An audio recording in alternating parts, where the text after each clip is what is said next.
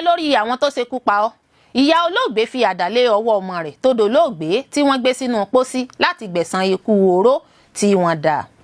Abilékọ Favour Ayuba, ìyá tó bí Promise tó dolóògbé, ẹni tó jẹ́ ṣíṣekúpa nípasẹ̀ agbésùnmọ̀mí nílùú Jos nípínlẹ̀ Plateau, ti sọ fún ọmọ rẹ̀ olóògbé láti gbẹ̀san ikú rẹ̀. Nínú fídíò tó gba orí ayélujára kan tó dé sọ́wọ́ àwọn akọ̀ròyìn lọ́jọ́ Ẹtì Friday, obìnrin náà ló ń sọ̀rọ̀ pẹ̀lú ìbànújẹ́ ọkàn tó sì ń sọ wípé òun kò tí ì fi ẹnu òun kan oúnjẹ láti ọjọ́ àìkú Sunday, ọjọ́ ìsìn Ìmọ̀pẹ tí ìṣẹ̀lẹ̀ ìkọlù náà wáyé, èyí tó gba ẹ̀mí ọmọ rẹ̀. Abilékọ Ayuba ní ó jẹ́ rírí nínú fídíò tó gba orí ayélujára kan tó ń sọkún nígbà tó ń di òkú ọmọkùnrin rẹ̀ mú ṣinṣin, ẹni tó ṣe kòńgẹ́ ọta ìbọn àwọn àgbésùnmọ̀mí.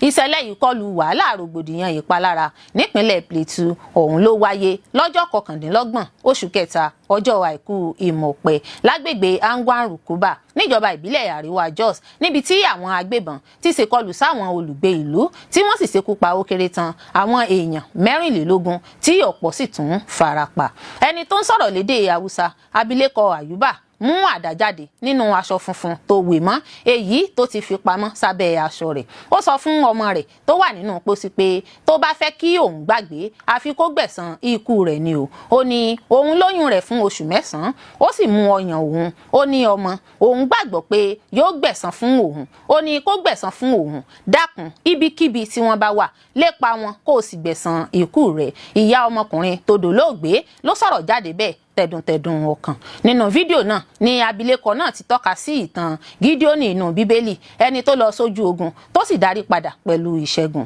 Ìyá náà ní ọjọ́bọ̀ Thursday ọ̀sẹ̀ tó kọjá ní ọjọ́ ìbí ọmọ òun. Òun sì dúpẹ́ lọ́wọ́ Ọlọ́run. Ó ní ọmọ òun kò kí ń fẹ́ràn láti máa rí òun tóun bá ń sunkún. Ó ní òun kò ní sunkún fún un. Ó ní òun ò tí ì jẹun látọjọ́ àìkú Sunday. Ó rawọ́ ẹ̀bẹ̀ sí ọmọ rẹ̀ tó sì ní láti àkókò náà ó ṣèlérí fún ọmọ náà pé òun yóò jẹun. Ó ní òun ní ẹ̀bùn fún òun gbàgbọ́ Promise Gídíónì Ayuba ní orúkọ tóun sọ. Ó fi kún pé Gídíónì inú Bíbélì lọ sójú ogun ó sì darí padà gẹ́gẹ́ bí aṣẹ́gun. Gbogbo abiyamọ ayé a ò ní mọ sàárè ọmọ láṣẹ Elédùà, ọmọ aráyé ò ní bọ́ bàtọ̀ fọ̀ sẹ́nu ọ̀nà wa. Olórí Olúwaṣìndáráyọ̀ nínú ayé tèmi ni oníròyìn yín. Ẹ ṣé púpọ̀ fún gbígbọ́ àti wíwò tí ẹ ń wò wá. Ojú tí ẹ fi ń wò wá kò ní fọ́, etí tí ẹ fi ń gbọ́ wá kò ní di. Láṣẹ Adẹ́dàá yóò sì dára fún yín.